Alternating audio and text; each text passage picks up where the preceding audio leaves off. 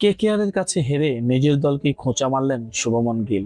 3 ভুলকে তিনি নিশানা করলেন, কিন্তু প্রশ্ন হলো হারের পর ঠিক কি বললেন শুভমন গিল, আর কেন নিজের দলকে প্রকাশ্যে খোঁচা মারলেন গুজরাট অধিনায়ক, আর কোন 3টি বড় ভুল ম্যাচটা গুজরাটের হাত থেকে কেড়ে নিল।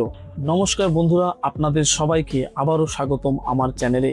আজকের ভিডিওতে আমরা আলোচনা করব আইপিএল এর এক দুর্দান্ত হাই ভোল্টেজ ম্যাচ নিয়ে, যেখানে ইডেন গার্ডেন্সে কলকাতা নাইট রাইডার্সের কাছে 29 রানে হারতে হয়েছে গুজরাট টাইটান্সকে। আর এই হারের পর বিস্ফোরক মন্তব্য করেছেন গুজরাট অধিনায়ক শুভমন গিল। শুধু প্রতিপক্ষ নয়, এবার নিজের দলকে কার্যত কড়া বার্তা দিলেন তিনি। Chennai Super Kings, Royal Challenger Bangalore এবং পাঞ্জাব কিংসকে হারানোর পর আত্মবিশ্বাস ছিল তুঙ্গে, কিন্তু কলকাতার বিরুদ্ধে ম্যাচ সেই আত্মবিশ্বাস যেন ভেঙে পড়লো একের পর এক ভুলে।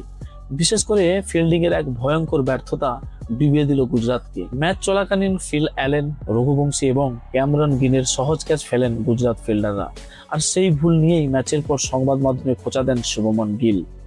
নিজের ও দলের ছবি পোস্ট করে তিনি লেখেন, পরের ক্যাচটা নিশ্চয়ই ফেলবেন না। সঙ্গে ছিল বিমানের ইমোজি, কারণ পরের ম্যাচেই চেন্নাইয়ের বিরুদ্ধে নামতে হবে গুজরাটকে, অর্থাৎ প্লে অফের আগে কোনো ভুল দেখাতে চান না অধিনায়ক। ম্যাচ শেষে স্পষ্ট ভাষায় তিনি বলেন, আমরা 3টে লোপা ক্যাচ ফেলেছি, আর এই ভুলের পর ম্যাচ জেতা যায় না, এবং সেটাই হয়েছে। তবে ইতিবাচক দিক হলো কোয়ালিফায়ার আগে গ্রুপ পর্বেই এই ভুলটা হয়েছে, এখন শুধরে নেওয়ার সময় অনেক আছে। শুভমনের মতে ইডেনের এই ব্যাটিং সহায়ক উইকেটে 200 থেকে 210 রান হবে সেটা তারা জানতেন, কিন্তু ক্যাচ ফেলতে ফেলতে অতিরিক্ত 30 থেকে 35 রান দিয়ে ফেলেছে গুজরাট, আর সেখানেই ম্যাচটা হাতছাড়া হয়ে যায়। তিনি আরো বলেন, কয়েকটা বল থেমে আসছিল ঠিকই, কিন্তু আমাদের ব্যাটাররা যথেষ্ট ভালো খেলেছে, একমাত্র ফিল্ডিংটাই পুরো ম্যাচ ডুবিয়ে দিয়েছে। এখন গুজরাটের সামনে 3টি বড় পরীক্ষা।